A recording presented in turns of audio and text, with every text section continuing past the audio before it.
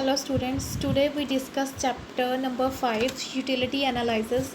In this topic we discuss meaning, assumptions, features and significance of utility analysis. First of all we have to know what is utility. Utility is a want satisfying capacity of a goods is called utility. ਕਿਸੇ ਕੋਈ ਵੀ goods ਜਿਸ ਵਿੱਚ want satisfying capacity ਹੁੰਦੀ ਹੈ ਉਸ ਨੂੰ utility ਕਿਹਾ ਜਾਂਦਾ ਹੈ।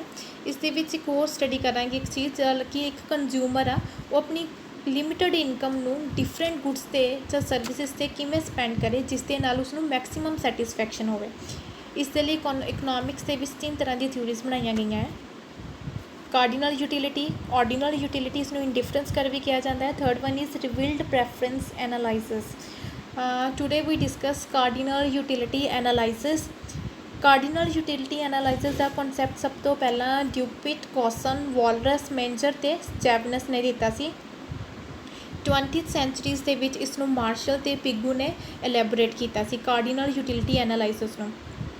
According to this analysis utility ਨੂੰ ਅਸੀਂ कार्डिनल्स नंबर ਦੇ ਵਿੱਚ ਮੇਜ਼ਰਸ ਕਰ ਸਕਦੇ ਹਾਂ ਲਾਈਕ 1 2 3 4 5।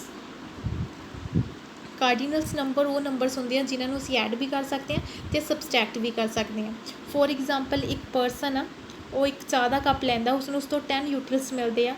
ਅਗਰ ਉਹ ਕੌਫੀ ਲੈਂਦਾ ਉਸਨੂੰ ਉਸ ਤੋਂ 5 ਯੂਟਿਲਸ ਮਿਲਦੇ ਆ। ਅਗਰ ਉਹ ਕੋਈ ਸਵੀਟਸ ਲੈਂਦਾ ਲਾਈਕ ਰਸਗੁੱਲਾ ਜਾਂ ਕੁਛ ਵੀ ਉਸਨੂੰ ਉਸ ਤੋਂ 20 ਯੂਟਿਲਸ ਮਿਲਦੇ ਆ।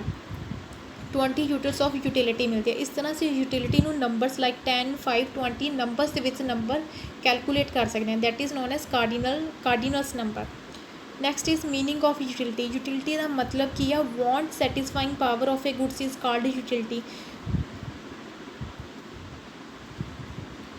हर एक गुड्स जिस विच वांट सैटिस्फैक्शन पावर होंदी है उसकी वांट सैटिस्फैक्शन पावर नूं किसी भी गुड्स की नूं यूटिलिटी कहा जाता है। Next is definition. In the words of Hibden, utility is the quality of a goods to satisfying a wants। ਤੁਸੀਂ ਇਹਨਾਂ ਤਿੰਨਾਂ ਡੈਫੀਨੇਸ਼ਨ ਦੇ ਵਿੱਚ ਕੋਈ ਵੀ ਇੱਕ ਡੈਫੀਨੇਸ਼ਨ ਨੂੰ ਲਰਨ ਕਰ ਸਕਦੇ ਆ।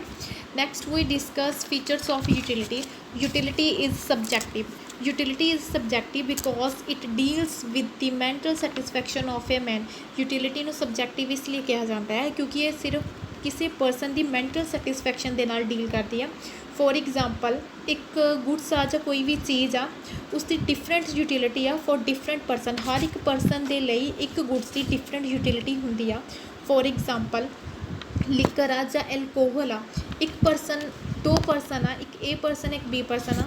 एक परसन जोड़ा कि जोड़ा एल्कोहल ਨੂੰ कंज्यूम करता है कि उसनों बहुत पसंद आ। बी परसन आ जोड़ा कि बिल्कुल ही टी टोटलर आ जोड़ा कि बिल्कुल भी शराब ਨੂੰ कंज्यूम नहीं करता।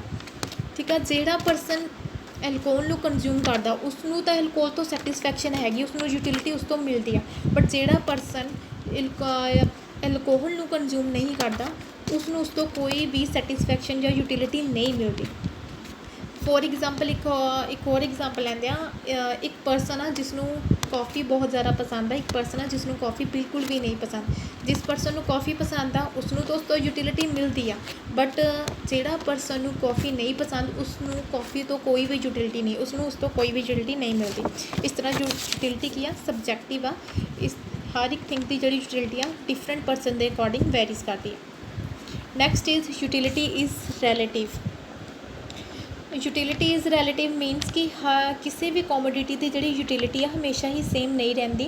ये टाइम तो प्लेस के अकॉर्डिंग वेरीज कर चेंज होती रहती है। फॉर एग्जाम्पल कूलर तो एसी आ समर्स के इन्हों की यूटिलिटी ज़्यादा होंगी but during in the winter कि विंटर्स के टाइम इन्हों की यूटिलिटी बहुत ज़्यादा घट जाती है।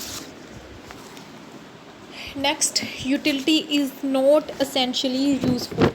कि ज़रूरी नहीं हो कि हर एक कॉमोडिटी जिस तो सानू यूटिलिटी मिलती है वो साडे लिए ज़रूरी हो कि साडे लिए यूजफुल हो।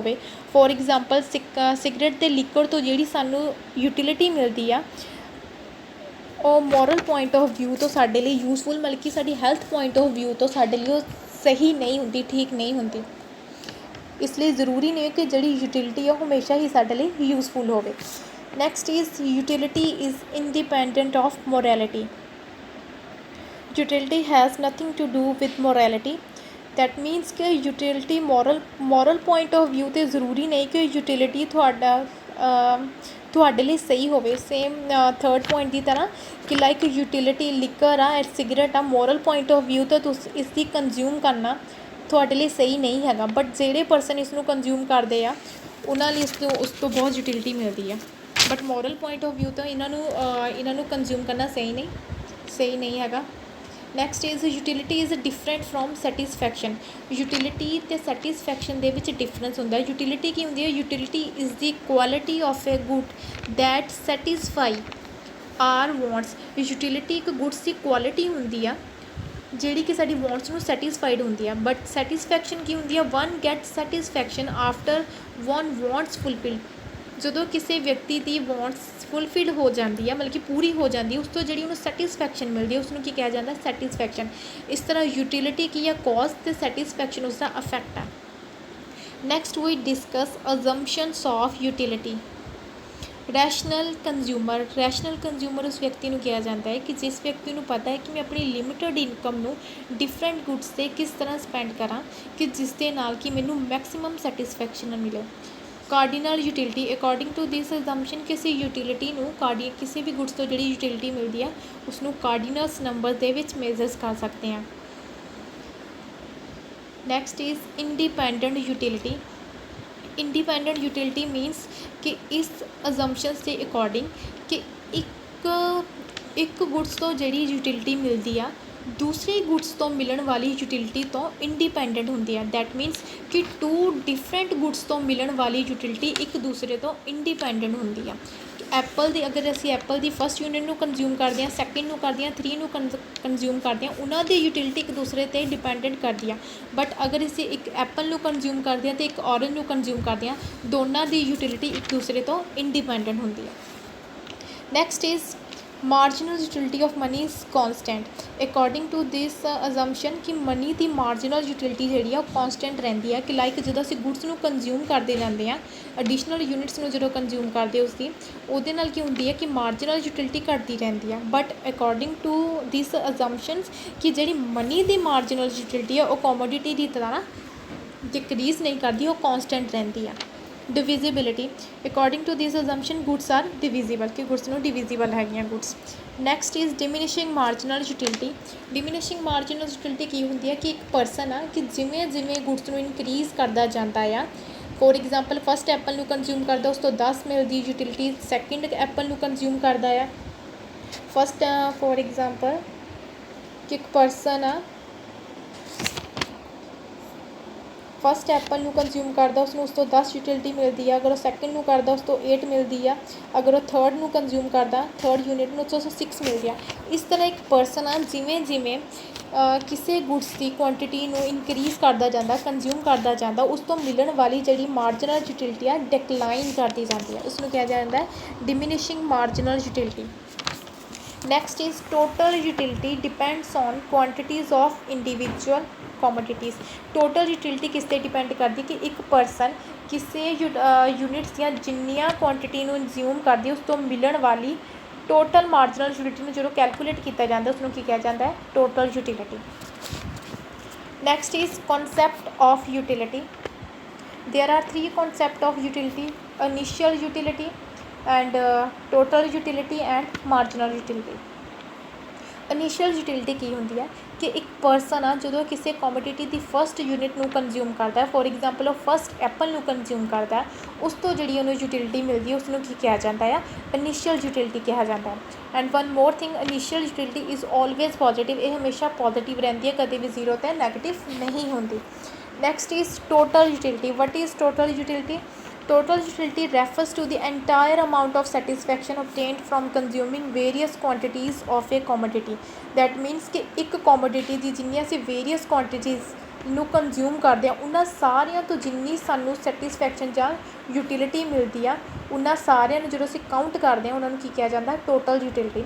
ਸਪੋਜ਼ ਇੱਕ ਪਰਸਨ ਉਹ 10 ਰਸਗੁੱਲੇ ਨੂੰ ਈਟ ਕਰਦਾ ਜਾਂ ਕੰਜ਼ਿਊਮ ਕਰਦਾ, ਉਹਨਾਂ ਹਰ ਇੱਕ 10 ਰਸਗੁੱਲਿਆਂ ਤੋਂ ਅਲੱਗ-ਅਲੱਗ ਜਿਹੜੀ ਯੂਟਿਲਿਟੀ ਮਿਲੀ ਆ ਉਹਨਾਂ ਜਦੋਂ ਸਾਰਿਆਂ ਨੂੰ ਅਸੀਂ ਕੈਲਕੂਲੇਟ ਕਰਦੇ ਹਾਂ ਇੰਟਾਇਰ ਅਮਾਊਂਟ ਨੂੰ, ਉਹਨੂੰ ਕੀ ਕਿਹਾ ਜਾਂਦਾ ਹੈ? Total utility.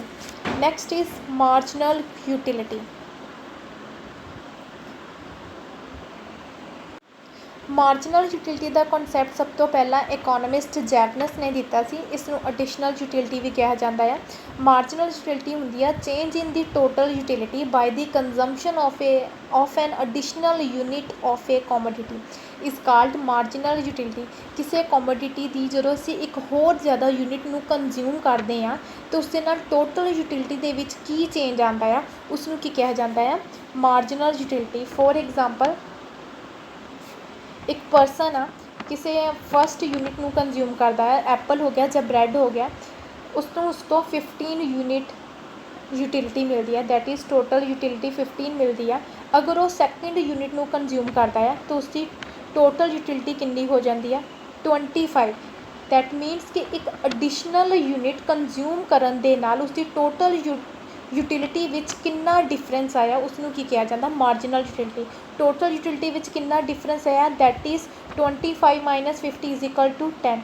10 ਯੂਨਿਟਸ ਕੀ ਹੈਗਾ, ਮਾਰਜਨਲ ਯੂਟਿਲਿਟੀ, ਕਿ ਇੱਕ ਐਡੀਸ਼ਨਲ ਯੂਨਿਟ ਕੰਜ਼ਿਊਮ ਕਰਨ ਦੇ ਨਾਲ ਟੋਟਲ ਯੂਟਿਲਿਟੀ ਦੇ ਵਿੱਚ ਜਿੰਨਾ ਡਿਫਰੈਂਸ ਆਉਂਦਾ ਆ ਉਸ ਨੂੰ ਮਾਰਜਨਲ ਯੂਟਿਲਿਟੀ ਕਿਹਾ ਜਾਂਦਾ ਹੈ।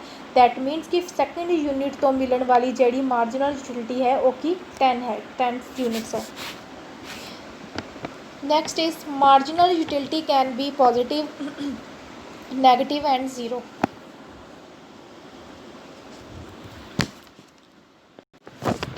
Positive marginal utility. Positive marginal utility ਕੀ ਹੁੰਦੀ ਹੈ ਕਿ ਅਗਰ ਜਦੋਂ ਕੋਈ ਪਰਸਨ ਆ ਕਿਸੇ ਕੋਮੋਡਿਟੀ ਦੀ ਐਡੀਸ਼ਨਲ ਯੂਨਿਟਸ ਮਤਲਬ ਕਿ ਨੈਕਸਟ ਤੋਂ ਨੈਕਸਟ ਯੂਨਿਟ ਨੂੰ ਕੰਜ਼ਿਊਮ ਕਰਦਾ ਜਾਂਦਾ ਹੈ, ਉਸ ਦੇ ਨਾਲ ਅਗਰ ਟੋਟਲ ਯੂਟਿਲਿਟੀ ਇਨਕਰੀਜ਼ ਕਰਦੀ ਜਾਂਦੀ ਹੈ ਅਤੇ ਮਾਰਜਨਲ ਯੂਟਿਲਿਟੀ ਪੋਜ਼ੀਟਿਵ ਰਹਿੰਦੀ ਆ, ਉਸ ਨੂੰ ਪੋਜ਼ੀਟਿਵ ਮਾਰਜਨਲ ਯੂਟਿਲਿਟੀ ਕਹਿੰਦੇ ਆ। Next is zero marginal utility. ਜਦੋਂ ਇੱਕ ਪਰਸਨ ਕਿਸੇ ਕੋਮੋਡਿਟੀ ਦੀ ਐਡੀਸ਼ਨਲ ਯੂਨਿਟ ਕਿਸੇ ਇੱਕ ਹੋਰ ਯੂਨਿਟ ਨੂੰ ਕੰਜ਼ੰਪਸ਼ਨ ਕਰਦਾ ਆ, ਉਸ ਨਾਲ ਅਗਰ ਉਸਦੀ ਮਾਰਜਨਲ ਯੂਟਿਲਿਟੀ ਜ਼ੀਰੋ ਹੋ ਜਾਂਦੀ ਹੈ ਬਟ ਉਸਦੀ ਟੋਟਲ ਯੂਟਿਲਿਟੀ ਵਿੱਚ ਕੋਈ ਚੇਂਜ ਨਹੀਂ ਆਉਂਦਾ, ਉਨੀ ਹੀ ਕੌਂਸਟੈਂਟ ਰਹਿ ਜਾਂਦੀ ਹੈ, ਉਸ ਨੂੰ ਕੀ ਕਿਹਾ ਜਾਂਦਾ, zero marginal utility. Negative marginal utility ਉਦੋਂ ਕਿਹਾ ਜਾਂਦਾ ਜਦੋਂ ਇੱਕ ਪਰਸਨ ਇੱਕ ਹੋਰ ਯੂਨਿਟ ਨੂੰ ਐਡੀਸ਼ਨਲ ਯੂਨਿਟ ਕੰਜ਼ਿਊਮ ਕਰਦਾ ਕੋਮੋਡਿਟੀ ਦੇ, ਉਸ ਦੇ ਨਾਲ ਅਗਰ ਉਸਦੀ ਟੋਟਲ ਯੂਟਿਲਿਟੀ ਡਿਕਲਾਈਨ ਮਤਲਬ ਕਿ ਫੋਲ ਕਰ ਜਾਂਦੀ ਹੈ ਅਤੇ ਉਸਦੀ ਮਾਰਜਨਲ ਯੂਟਿਲਿਟੀ ਬਟ ਨੈਗੇਟਿਵ ਹੋ ਜਾਂਦੀ, ਉਸ ਨੂੰ ਨੈਗੇਟਿਵ ਮਾਰਜਨਲ ਯੂਟਿਲਿਟੀ ਕਿਹਾ ਜਾਂਦਾ ਹੈ। ਟੋਟਲ ਯੂਟਿਲਿਟੀ ਅਤੇ ਮਾਰਜਨਲ ਯੂਟਿਲਿਟੀ ਦੇ ਇਸ ਰਿਲੇਸ਼ਨਸ਼ਿਪ ਨੂੰ ਅਸੀਂ ਇਸ ਟੇਬਲ ਦੇ ਥਰੂ ਸਟੱਡੀ ਕਰਾਂਗੇ। ਸਪੋਜ਼ ਇੱਕ ਪਰਸਨ ਆ, ਉਹ ਕਿਸੇ ਗੁਡਸ ਦੀ ਕੁਆਂਟਿਟੀ ਨੂੰ ਕੰਜ਼ਿਊਮ ਕਰਦਾ, ਜਦੋਂ ਜ਼ੀਰੋ ਕੁਆਂਟਿਟੀ ਕੰਜ਼ਿਊਮ ਕੀਤਾ ਤਾਂ ਟੋਟਲ ਯੂਟਿਲਿਟੀ ਵੀ ਜ਼ੀਰੋ ਆ, ਮਾਰਜਨਲ ਯੂਟਿਲਿਟੀ ਵੀ ਉਸ ਤੋਂ ਜ਼ੀਰੋ ਮਿਲੇਗੀ। ਬਟ ਜਦੋਂ ਇੱਕ ਪਰਸਨ ਉਸਦੀ ਫਸਟ ਯੂਨਿਟ ਨੂੰ ਕੰਜ਼ਿਊਮ ਕਰਦਾ ਆ ਤਾਂ ਉਸ ਤੋਂ ਜਦੋਂ ਮਾਰਜਨਲ ਯੂਟਿਲਿਟੀ ਕਿੰਨੀ ਮਿਲਦੀ ਆ, 8 ਮਿਲਦੀ ਆ। ਇਸ ਦੇ ਕਾਰਨ ਉਸ ਤੋਂ ਮਿਲਣ ਵਾਲੀ ਟੋਟਲ ਯੂਟਿਲਿਟੀ ਕਿੰਨੀ ਹੋਏਗੀ, 8। ਜਦੋਂ ਉਸਦੀ ਨੈਕਸਟ ਯੂਨਿਟ ਨੂੰ ਕੰਜ਼ਿਊਮ ਕਰਦਾ ਉਸ ਤੋਂ ਮਿਲਣ ਵਾਲੀ ਮਾਰਜਨਲ ਯੂਟਿਲਿਟੀ ਕਿੰਨੀ ਆ, 6। ਉਸ ਤੋਂ ਟੋਟਲ ਯੂਟਿਲਿਟੀ ਕਿੰਨੀ ਮਿਲ ਰਹੀ ਆ, 8 + 6 ਇਜ਼ ਇਕੁਅਲ ਟੂ 14। ਇਸ ਤਰ੍ਹਾਂ ਜਿਵੇਂ ਜਿਵੇਂ ਉਹ ਗੁਡਸ ਨੂੰ ਇਨਕਰੀਜ਼ ਕਰਦਾ ਜਾਏਗਾ, ਕੁਆਂਟਿਟੀ ਨੂੰ ਵਧਾਉਂਦਾ ਜਾਏਗਾ, ਉਸ ਤੋਂ ਮਿਲਣ ਵਾਲੀ ਮਾਰਜਨਲ ਯੂਟਿਲਿਟੀ ਡਿਕਲਾਈਨ ਕਰਦੀ ਜਾਏਗੀ ਅਤੇ ਟੋਟਲ ਯੂਟਿਲਿਟੀ ਇਨਕਰੀਜ਼ ਕਰੇਗੀ ਬਟ ਡਿਕਲਾਈਨਿੰਗ ਰੇਟ 'ਤੇ। ਜਦੋਂ 5th ਯੂਨਿਟ ਨੂੰ ਕੰਜ਼ਿਊਮ ਕਰਦਾ ਹੈ ਤਾਂ ਉਸ ਤੋਂ ਮਿਲਣ ਵਾਲੀ ਜਿਹੜੀ ਮਾਰਜਨਲ ਯੂਟਿਲਿਟੀ ਆ ਉਹ ਜ਼ੀਰੋ ਹੋ ਜਾਏਗੀ ਅਤੇ ਟੋਟਲ ਯੂਟਿਲਿਟੀ ਮੈਕਸੀਮਮ ਹੋ ਜਾਏਗੀ, ਦੈਟ ਮੀਨਸ ਕੌਂਸਟੈਂਟ ਹੋ ਜਾਏਗੀ, ਉਸ ਵਿੱਚ ਕੋਈ ਚੇਂਜਸ ਨਹੀਂ ਆਏਗਾ। 6th ਯੂਨਿਟ ਨੂੰ ਜਦੋਂ ਕੰਜ਼ਿਊਮ ਕਰਦਾ ਅਤੇ ਮਾਰਜਨਲ ਯੂਟਿਲਿਟੀ ਨੈਗੇਟਿਵ ਹੋ ਜਾਏਗੀ ਅਤੇ ਉਸ ਨੂੰ ਜਿਹੜੀ ਮਿਲਣ ਵਾਲੀ ਟੋਟਲ ਯੂਟਿਲਿਟੀ ਡਿਕਲਾਈਨ ਕਰ ਜਾਏਗੀ, ਮਤਲਬ ਕਿ ਉਹ ਫੋਲ ਕਰ ਜਾਏਗੀ। ਇਸ ਤਰ੍ਹਾਂ ਜਦੋਂ ਇੱਕ ਪਰਸਨ ਆ ਕਿਸੇ ਵੀ ਗੁਡਸ ਦੀ ਕੁਆਂਟਿਟੀ ਨੂੰ ਇਨੀਸ਼ੀਅਲੀ ਜਿਵੇਂ ਵੀ ਸਟਾਰਟ ਐਡੀਸ਼ਨ ਕਰਦਾ ਜਾਂਦਾ ਆ, ਕਿਸੇ ਵੀ ਗੁਡਸ ਦੀ ਕੁਆਂਟਿਟੀ 'ਚ ਇਨਕਰੀਜ਼ ਕਰਦਾ ਜਾਂਦਾ, ਉਸਦੀ ਕੁਆਂਟਿਟੀ ਨੂੰ ਕੰਜ਼ਿਊਮ ਕਰਦਾ ਜਾਂਦਾ, ਉਸ ਦੇ ਨਾਲ ਉਸ ਤੋਂ ਜਿਹੜੀ ਉਹਦੀ ਮਾਰਜਨਲ ਯੂਟਿਲਿਟੀ ਮਿਲਦੀ ਹੈ ਪਹਿਲਾਂ ਜ਼ਿਆਦਾ ਮਿਲਦੀ ਹੈ, ਨੈਕਸਟ ਵਾਲੀ ਤੋਂ ਉਸ ਤੋਂ ਘੱਟ, ਥਰਡ ਵਾਲੀ ਤੋਂ ਉਸ ਤੋਂ ਘੱਟ, ਫੋਰਥ ਵਾਲੀ ਤੋਂ 2, 5th ਵਾਲੀ ਤੋਂ 0 ਅਤੇ 6th ਵਾਲੀ ਤੋਂ ਨੈਗੇਟਿਵ। ਇਸ ਤਰ੍ਹਾਂ ਟੋਟਲ ਯੂਟਿਲਿਟੀ ਪਹਿਲਾਂ 0 ਹੁੰਦੀ ਆ, ਫਿਰ 8 ਹੁੰਦੀ ਆ, ਫਿਰ 14, ਫਿਰ 18, ਫਿਰ 20, ਬਾਅਦ ਵਿੱਚ ਕੋਈ ਚੇਂਜ ਨਹੀਂ ਆਉਂਦਾ, 20 ਉਹ ਕੌਂਸਟੈਂਟ ਰਹਿ ਜਾਂਦੀ ਆ, ਬਾਅਦ ਵਿੱਚ ਕੀ ਹੋ ਜਾਂਦੀ ਆ, ਡਿਕਲਾਈਨ ਹੋ ਜਾਂਦੀ ਆ। ਇਸ ਤਰ੍ਹਾਂ ਜਦੋਂ ਮਾਰਜਨਲ ਯੂਟਿਲਿਟੀ ਡਿਕਲਾਈਨ ਕਰਦੀ ਆ, ਇਸ ਤਰ੍ਹਾਂ ਅਸੀਂ ਇਸ ਤਰ੍ਹਾਂ ਰਿਲੇਸ਼ਨਸ਼ਿਪ ਦੱਸ ਸਕਦੇ ਹਾਂ ਇਸ ਟੇਬਲ ਦੇ ਅਕੋਰਡਿੰਗ ਸਿੰਪਲੀ। ਜਦੋਂ ਮਾਰਜਨਲ ਯੂਟਿਲਿਟੀ ਡਿਕਲਾਈਨ ਕਰਦੀ ਆ, ਟੋਟਲ ਯੂਟਿਲਿਟੀ ਜਾਂ ਮਾਰਜਨਲ ਯੂਟਿਲਿਟੀ ਡਿਕਲਾਈਨ ਕਰਦੀ ਜਾਂ ਪੋਜ਼ੀਟਿਵ ਹੁੰਦੀ ਆ, ਟੋਟਲ ਯੂਟਿਲਿਟੀ ਇਨਕਰੀਜ਼ ਕਰਦੀ ਆ। ਜਦੋਂ ਮਾਰਜਨਲ ਯੂਟਿਲਿਟੀ 0 ਹੁੰਦੀ ਆ, ਟੋਟਲ ਯੂਟਿਲਿਟੀ ਕੌਂਸਟੈਂਟ ਹੁੰਦੀ ਹੈ, ਉਸ ਵਿੱਚ ਕੋਈ ਚੇਂਜ ਨਹੀਂ ਹੁੰਦਾ। ਜਦੋਂ ਮਾਰਜਨਲ ਯੂਟਿਲਿਟੀ ਨੈਗੇਟਿਵ ਹੁੰਦੀ ਆ, ਟੋਟਲ ਯੂਟਿਲਿਟੀ ਡਿਕਲਾਈਨ ਕਰ ਜਾਂਦੀ ਹੈ ਜਾਂ ਫੋਲ ਹੋ ਜਾਂਦੀ ਉਸ ਵਿੱਚ। ਹੁਣ ਅਸੀਂ ਟੋਟਲ ਯੂਟਿਲਿਟੀ ਅਤੇ ਮਾਰਜਨਲ ਯੂਟਿਲਿਟੀ ਦੇ ਰਿਲੇਸ਼ਨ ਨੂੰ ਇਸ ਡਾਇਗਰਾਮ ਦੇ ਥਰੂ ਸਮਝਾਂਗੇ। ਇਹ ਡਾਇਗਰਾਮ ਵਿੱਚ ਟੋਟਲ ਯੂਟਿਲਿਟੀ ਕਰਵ ਨੂੰ ਪ੍ਰੈਜੈਂਟ ਕੀਤਾ ਗਿਆ ਹੈ ਅਤੇ ਬੀ ਡਾਇਗਰਾਮ ਦੇ ਵਿੱਚ ਮਾਰਜਨਲ ਯੂਟਿਲਿਟੀ ਕਰਵ ਨੂੰ ਪ੍ਰੈਜੈਂਟ ਕੀਤਾ ਗਿਆ। ਇਹ ਦੋਨੋਂ ਡਾਇਗਰਾਮ ਇਸ ਟੇਬਲ ਦੇ ਅਕੋਰਡਿੰਗ ਬਣਾਏ ਗਏ ਨੇ। ਫੋਰ ਐਗਜ਼ਾਮਪਲ, ਜਦੋਂ ਇੱਕ ਪਰਸਨ ਆ, ਲਾਈਕ ਮਾਰਜਨਲ ਯੂਟਿਲਿਟੀ ਹਮੇਸ਼ਾ ਡਿਕਲਾਈਨ ਕਰਦੀ ਜਾਂਦੀ ਆ। ਜਿਵੇਂ ਜਿਵੇਂ ਅਸੀਂ ਗੁਡਸ ਨੂੰ ਇਨਕਰੀਜ਼ ਕਰਦੇ ਜਾਂਦੇ ਹਾਂ, ਉਹਦੀ ਮਾਰਜਨਲ ਯੂਟਿਲਿਟੀ ਡਿਕਲਾਈਨ ਕਰਦੀ ਜਾਂਦੀ ਆ। ਸਪੋਜ਼ ਅਸੀਂ ਇਸ ਸੈਕਿੰਡ ਟੇਬਲ ਤੋਂ ਸਟਾਰਟ ਕਰਾਂਗੇ, ਸੈਕਿੰਡ ਡਾਇਗਰਾਮ ਤੋਂ। OYX ਤੇ ਯੂਟਿਲਿਟੀ ਨੂੰ ਮੇਜਰ ਕੀਤਾ ਗਿਆ ਹੈ, OYX ਤੇ ਯੂਟਿਲਿਟੀ ਨੂੰ ਮੇਜਰ ਕੀਤਾ ਗਿਆ ਹੈ, OX ਤੇ ਕੁਆਂਟਿਟੀ ਨੂੰ। ਸੇਮ ਉੱਪਰ ਇਹ ਟੇਬਲ ਦੇ ਵਿੱਚ OYX ਤੇ ਯੂਟਿਲਿਟੀ ਐਂਡ OX ਤੇ ਕੁਆਂਟਿਟੀ ਨੂੰ। ਇੱਕ ਪਰਸਨ ਆ, ਜਦੋਂ ਕਿਸੇ ਵੀ ਕੋਮੋਡਿਟੀ ਦੀ ਫਸਟ ਯੂਨਿਟ ਨੂੰ ਕੰਜ਼ਿਊਮ ਕਰਦਾ ਤਾਂ ਉਸ ਤੋਂ ਮਿਲਣ ਵਾਲੀ ਯੂਟਿਲਿਟੀ ਕਿੰਨੀ ਹੈ, ਉਸਨੂੰ 8 ਮਿਲਦੀ ਆ। ਇਸ ਲਈ ਟੋਟਲ ਯੂਟਿਲਿਟੀ ਵੀ ਕਿੰਨੀ ਹੋਏਗੀ, 8। ਜਦੋਂ ਸੈਕਿੰਡ ਯੂਨਿਟ ਨੂੰ ਕੰਜ਼ਿਊਮ ਕਰਦਾ ਹੈ, ਉਸ ਤੋਂ ਮਿਲਣ ਵਾਲੀ ਟੋਟਲ ਯੂਟਿਲਿਟੀ ਕਿੰਨੀ ਆ, 6, ਜੋ ਕਿ ਡਿਕਲਾਈਨ ਹੋ ਗਈ ਆ। ਇਸ ਲਈ ਟੋਟਲ ਯੂਟਿਲਿਟੀ ਇਨਕਰੀਜ਼ ਕਰੇਗੀ ਬਟ ਡਿਮਿਨਿਸ਼ਿੰਗ ਰੇਟ 'ਤੇ। ਜਦੋਂ ਥਰਡ ਯੂਨਿਟ ਨੂੰ ਕੰਜ਼ਿਊਮ ਕਰਦਾ, ਕਿੰਨਾ ਐਡੀਸ਼ਨ ਹੁੰਦਾ, ਮਤਲਬ ਕਿ ਉਸਨੂੰ ਟੋਟਲ ਯੂਟਿਲਿਟੀ ਕਿੰਨੀ ਮਿਲਦੀ ਆ, 4। ਇਸ ਲਈ ਥਰਡ ਯੂਨਿਟ ਜਦੋਂ total utility marginal utility third ਤੋਂ ਮਿਲਦੀ ਆ 4, ਇਸ ਲਈ ਟੋਟਲ ਯੂਟਿਲਿਟੀ ਹੋਏਗੀ 18। ਜਦੋਂ ਫੋਰਥ ਯੂਨਿਟ ਨੂੰ ਕੰਜ਼ਿਊਮ ਕਰਦਾ, ਮਾਰਜਨਲ ਯੂਟਿਲਿਟੀ ਡਿਕਲਾਈਨ ਕਰਕੇ 2 ਹੋ ਜਾਂਦੀ ਆ। ਫੋਰਥ ਯੂਨਿਟ 'ਤੇ ਟੋਟਲ ਯੂਟਿਲਿਟੀ 20 'ਤੇ ਪਹੁੰਚ ਜਾਂਦੀ ਆ, ਇਨਕਰੀਜ਼ ਕਰਕੇ। ਜਦੋਂ ਫਿਫਥ ਯੂਨਿਟ ਨੂੰ ਕੰਜ਼ਿਊਮ ਕਰਦਾ ਤਾਂ ਉਸ ਤੋਂ ਮਿਲਣ ਵਾਲੀ ਜਿਹੜੀ ਮਾਰਜਨਲ ਯੂਟਿਲਿਟੀ ਆ ਉਹ 0 ਹੋ ਜਾਂਦੀ ਆ। That mean marginal utility fifth unit 'ਤੇ 0 ਹੋ ਜਾਂਦੀ, ਇਸਨੂੰ ਪੁਆਇੰਟ ਆਫ ਸੈਚੂਰੇਸ਼ਨ ਕਿਹਾ ਜਾਂਦਾ ਆ। ਅਤੇ ਟੋਟਲ ਯੂਟਿਲਿਟੀ ਦੇ ਵਿੱਚ ਕੋਈ ਵੀ ਚੇਂਜ ਨਹੀਂ ਹੁੰਦਾ। G ਪੁਆਇੰਟ ਤੱਕ ਦੇਖੋ ਕੌਂਸਟੈਂਟ ਹੋ ਗਈ ਕਿ ਸਿਰਫ 20 ਹੀ ਰਹਿੰਦੀ ਆ। ਫੋਰਥ ਯੂਨਿਟ ਤੋਂ ਵੀ 20 ਮਿਲ ਰਹੀ ਹੈ ਅਤੇ ਫਿਫਥ ਯੂਨਿਟ ਤੋਂ ਵੀ 20, ਉਸ ਵਿੱਚ ਕੋਈ ਚੇਂਜ ਨਹੀਂ ਆ ਰਿਹਾ ਟੋਟਲ ਯੂਟਿਲਿਟੀ ਦੇ ਵਿੱਚ। ਜਦੋਂ ਉਹ ਨੈਕਸਟ ਯੂਨਿਟ ਇੱਕ ਹੋਰ ਨੂੰ ਕੰਜ਼ਿਊਮ ਕਰਦਾ ਆ, ਕਿ ਜਦੋਂ 6th ਯੂਨਿਟ ਨੂੰ ਕੰਜ਼ਿਊਮ ਕਰਦਾ, ਉਹ ਮਾਰਜਨਲ ਯੂਟਿਲਿਟੀ ਕੀ ਹੋ ਜਾਂਦੀ ਹੈ, ਨੈਗੇਟਿਵ ਹੋ ਜਾਂਦੀ ਆ। ਨੈਗੇਟਿਵ ਮਾਰਜਨਲ ਯੂਟਿਲਿਟੀ ਨੂੰ ਅਸੀਂ OYX ਤੇ ਨੀਚੇ ਡਰੋ ਕਰਾਂਗੇ, ਓਰੀਜਨ ਪੁਆਇੰਟ ਦੇ ਨੀਚੇ। ਇਸ ਜਗ੍ਹਾ 'ਤੇ ਦੇਖੋ -2, ਮਤਲਬ ਕਿ 6th ਯੂਨਿਟ ਤੋਂ ਸਾਨੂੰ ਯੂਟਿਲਿਟੀ ਕਿੰਨੀ ਮਿਲਦੀ ਆ, -2। ਇਸ ਲਈ ਜਿਹੜੀ ਟੋਟਲ ਯੂਟਿਲਿਟੀ ਕੀ ਆ, ਡਿਕਲਾਈਨ ਹੋ ਗਈ 20 ਤੋਂ ਕੀ ਹੋ ਜਾਏਗੀ, 18 ਹੋ ਜਾਏਗੀ। ਇਸ ਤਰ੍ਹਾਂ ਮਾਰਜਨਲ ਯੂਟਿਲਿਟੀ ਜਦੋਂ ਪੋਜ਼ੀਟਿਵ ਹੁੰਦੀ ਆ, ਟੋਟਲ ਯੂਟਿਲਿਟੀ ਇਨਕਰੀਜ਼ ਕਰਦੀ ਜਾਂਦੀ ਆ G ਪੁਆਇੰਟ ਤੱਕ ਇਨੀਸ਼ੀਅਲ ਡੇਟ 'ਤੇ। ਜਦੋਂ ਮਾਰਜਨਲ ਯੂਟਿਲਿਟੀ 0 ਹੁੰਦੀ ਆ, ਸਾਡੀ ਟੋਟਲ ਯੂਟਿਲਿਟੀ ਉਸ ਟਾਈਮ 'ਤੇ ਕੀ ਹੁੰਦੀ ਆ, ਕੌਂਸਟੈਂਟ ਜਾਂ ਮੈਕਸੀਮਮ ਹੁੰਦੀ ਆ। ਜਦੋਂ ਮਾਰਜਨਲ ਯੂਟਿਲਿਟੀ ਨੈਗੇਟਿਵ ਹੁੰਦੀ ਆ, ਸਾਡੀ ਟੋਟਲ ਯੂਟਿਲਿਟੀ ਕੀ ਕਰਦੀ ਆ, ਡਿਕਰੀਜ਼।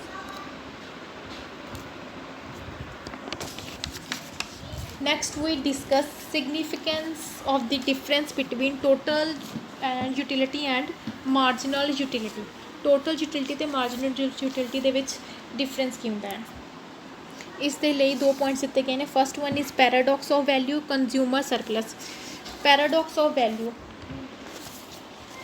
ਬਹੁਤ ਸਾਰੇ ਇਕੋਨੋਮਿਸਟ ਸੀ ਜਿਨ੍ਹਾਂ ਦੇ ਅਕੋਰਡਿੰਗ ਕਿ ਕਿਸੇ ਵੀ ਕੋਮੋਡਿਟੀ ਦਾ ਜਿਹੜਾ ਪ੍ਰਾਈਸ ਆ ਉਹ ਉਸ ਦੇ ਟੋਟਲ ਯੂਟਿਲਿਟੀ ਦੇ ਅਕੋਰਡਿੰਗ ਹੋਣਾ ਚਾਹੀਦਾ ਸੀ। ਕਿ ਅਗਰ ਕਿਸੇ ਕੋਮੋਡਿਟੀ ਤੋਂ ਅਗਰ ਤੁਹਾਨੂੰ ਟੋਟਲ ਯੂਟਿਲਿਟੀ ਜ਼ਿਆਦਾ ਮਿਲਦੀ ਹੈ, ਇਸ ਲਈ ਉਸ ਗੁਡਸ ਦਾ ਪ੍ਰਾਈਸ ਵੀ ਜ਼ਿਆਦਾ ਹੋਣਾ ਚਾਹੀਦਾ ਹੈ। ਅਗਰ ਕਿਸੇ ਗੁਡਸ ਤੋਂ ਤੁਹਾਨੂੰ ਟੋਟਲ ਯੂਟਿਲਿਟੀ ਘੱਟ ਮਿਲਦੀ ਆ, ਇਸ ਲਈ ਉਸਦੀ ਪ੍ਰਾਈਸ ਵੀ ਘੱਟ ਹੋਣੀ ਚਾਹੀਦੀ ਆ। ਬਟ ਐਕਚੁਅਲ ਲਾਈਫ ਜਾਂ ਰੀਅਲ ਲਾਈਫ ਦੇ ਵਿੱਚ ਇਹ ਪੋਸੀਬਲ ਨਹੀਂ ਹੁੰਦਾ, ਇੱਦਾਂ ਨਹੀਂ ਹੁੰਦਾ। ਠੀਕ ਹੈ, ਟੋਟਲ ਯੂਟਿਲਿਟੀ ਦੇ ਅਕੋਰਡਿੰਗ ਪ੍ਰਾਈਸਿਸ ਨਹੀਂ ਲਏ ਜਾਂਦੇ ਕਿਸੇ ਵੀ ਕੋਮੋਡਿਟੀ ਦੇ ਵਿੱਚ। ਫੋਰ ਐਗਜ਼ਾਮਪਲ, ਜੈਬਨਸ ਨੇ ਇੱਕ ਐਗਜ਼ਾਮਪਲ ਜਾਂ ਥਿਊਰੀ ਦਿੱਤੀ ਸੀ ਜਿਸ ਨੂੰ ਪੈਰਾਡਾਕਸ ਆਫ ਵੈਲਿਊ ਕਿਹਾ ਜਾਂਦਾ ਹੈ। ਉਸ ਦੇ ਅਕੋਰਡਿੰਗ ਕਿ ਕਿ ਜਿਹੜੀ ਵਾਟਰ ਆ, ਤੁਹਾਨੂੰ ਵਾਟਰ ਜਾਂ ਪਾਣੀ ਤੋਂ ਜਿਹੜੀ ਸਾਨੂੰ ਯੂਟਿਲਿਟੀ ਮਿਲਦੀ ਹੈ ਐਜ਼ ਕੰਪੇਅਰ ਟੂ ਡਾਇਮੰਡਸ, ਕਿ 2 ਗੁਡਸ ਆ, ਇੱਕ ਵਾਟਰ ਹੈ ਇੱਕ ਡਾਇਮੰਡ ਆ। ਵਾਟਰ ਤੋਂ ਤੁਹਾਨੂੰ ਟੋਟਲ ਯੂਟਿਲਿਟੀ ਜ਼ਿਆਦਾ ਮਿਲਦੀ ਹੈ ਕਿਉਂਕਿ ਤੁਹਾਨੂੰ ਉਸ ਤੋਂ ਸੈਟਿਸਫੈਕਸ਼ਨ ਜ਼ਿਆਦਾ ਮਿਲਦੀ ਹੈ, ਤੁਹਾਡੀ ਲਾਈਫ ਦੇ ਵਿੱਚ ਉਸਦੀ ਇੰਪੋਰਟੈਂਸ ਜ਼ਿਆਦਾ ਹੈ। ਬਟ ਜਿਹੜੀ ਡਾਇਮੰਡਸ ਆ ਉਸ ਦੀ ਸਾਨੂੰ ਟੋਟਲ ਯੂਟਿਲਿਟੀ ਘੱਟ ਮਿਲਦੀ ਆ। ਇਸ ਲਈ ਬਟ ਵਾਟਰ ਦੀ ਪ੍ਰਾਈਸਿਸ ਘੱਟ ਹੁੰਦੀ ਆ, ਡਾਇਮੰਡਸ ਦੀ ਜ਼ਿਆਦਾ ਹੁੰਦੀ ਆ। ਰੀਜ਼ਨ ਕੀ ਆ? ਇਸ ਦਾ ਰੀਜ਼ਨ ਇਹ ਆ ਕਿਉਂਕਿ ਪ੍ਰਾਈਸਿਸ ਜਿਹੜੀ ਹੁੰਦੀ ਆ ਉਹ ਟੋਟਲ ਯੂਟਿਲਿਟੀ ਦੇ ਅਕੋਰਡਿੰਗ ਨਹੀਂ ਮੇਜ਼ਰ ਕੀਤੀ ਜਾਂਦੀ। ਪ੍ਰਾਈਸਿਸ ਜਿਹੜੀ ਆ ਉਹ ਮਾਰਜਨਲ ਯੂਟਿਲਿਟੀ ਦੇ ਅਕੋਰਡਿੰਗ ਮੇਜ਼ਰ ਕੀਤੀ ਜਾਂਦੀ ਆ। ਮਾਰਜਨਲ ਯੂਟਿਲਿਟੀ ਜਿੱਦਾਂ ਕਿ ਜਿਵੇਂ ਕੋਈ ਗੁਡਸ ਦੀ ਜਦੋਂ ਕੁਆਂਟਿਟੀ ਤੁਹਾਡੇ ਕੋਲ ਬਹੁਤ ਜ਼ਿਆਦਾ ਹੋ ਜਾਂਦੀ ਹੈ, ਜਦੋਂ ਤੁਸੀਂ ਉਸਨੂੰ ਕੰਜ਼ਿਊਮ ਕਰਦੇ ਜਾਂਦੇ ਆ, ਹੌਲੀ ਹੌਲੀ ਉਹਦੀ ਜਿਹੜੀ ਕਹਿ ਲਓ ਸੈਟਿਸਫੈਕਸ਼ਨ ਹੋ ਗਈ ਤਾਂ ਯੂਟਿਲਿਟੀ ਉਹ ਘੱਟਦੀ ਜਾਂਦੀ ਆ। ਸੇਮ ਉਸੇ ਤਰ੍ਹਾਂ ਵਾਟਰ ਜਿਹੜਾ ਤੁਹਾਡੀ ਉਹਦੀ ਅਵੇਲੇਬਿਲਿਟੀ ਬਹੁਤ ਜ਼ਿਆਦਾ ਆ, ਇਸ ਲਈ ਉਹਦਾ ਪੁਆਇੰਟ ਆਫ ਸੈਚੂਰੇਸ਼ਨ ਬਹੁਤ ਜਲਦੀ ਪਹੁੰਚ ਜਾਂਦਾ ਹੈ। ਤੁਸੀਂ ਉਹਨੂੰ ਬਹੁਤ ਜ਼ਿਆਦਾ ਕੰਜ਼ਿਊਮ ਜਦੋਂ ਕਰਦੇ ਜਾਂਦੇ ਆ ਉਹਦਾ ਪੁਆਇੰਟ ਆਫ ਸੈਚੂਰੇਸ਼ਨ ਪਹੁੰਚ ਜਾਂਦਾ ਜਲਦੀ, ਇਸ ਲਈ ਉਹਦੀ ਮਾਰਜਨਲ ਯੂਟਿਲਿਟੀ ਘੱਟਦੀ ਜਾਂਦੀ ਆ, ਇਸ ਲਈ ਉਸਦੀ ਪ੍ਰਾਈਸਿਸ ਘੱਟ ਹੁੰਦੀਆਂ।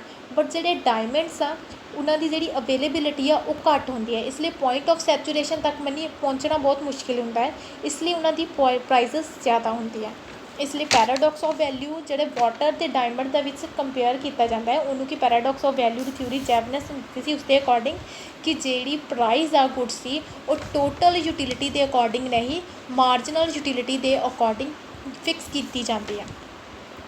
Next is consumer surplus. Consumer surplus ਕੀ ਆ ਕਿ consumer is ready and willing to pay for a commodity much more price than its actual price. ਇੱਕ ਕੰਜ਼ਿਊਮਰ ਆ ਉਹ ਕਿਸੇ ਕੋਮੋਡਿਟੀ ਦੇ ਲਈ ਜਿੰਨੀ ਉਸਦੀ ਐਕਚੁਅਲ ਪ੍ਰਾਈਸ ਆ ਉਸ ਤੋਂ ਜ਼ਿਆਦਾ ਪ੍ਰਾਈਸ ਪੇ ਕਰਨ ਦੇ ਲਈ ਰੈਡੀ ਅਤੇ ਵਿਲਿੰਗ ਆ। ਜਿੰਨੀ ਉਹ ਜ਼ਿਆਦਾ ਪ੍ਰਾਈਸ ਪੇ ਕਰਨ ਦੇ ਲਈ ਤਿਆਰ ਆ ਅਤੇ ਜਿੰਨੀ ਉਸਦੀ ਐਕਚੁਅਲ ਪ੍ਰਾਈਸ ਆ, ਉਹਨਾਂ ਦੋਨੋਂ ਪ੍ਰਾਈਸਿਸ ਦੇ ਡਿਫਰੈਂਸ ਨੂੰ ਕੰਜ਼ਿਊਮਰ ਸਰਪਲਸ ਕਿਹਾ ਜਾਂਦਾ ਹੈ।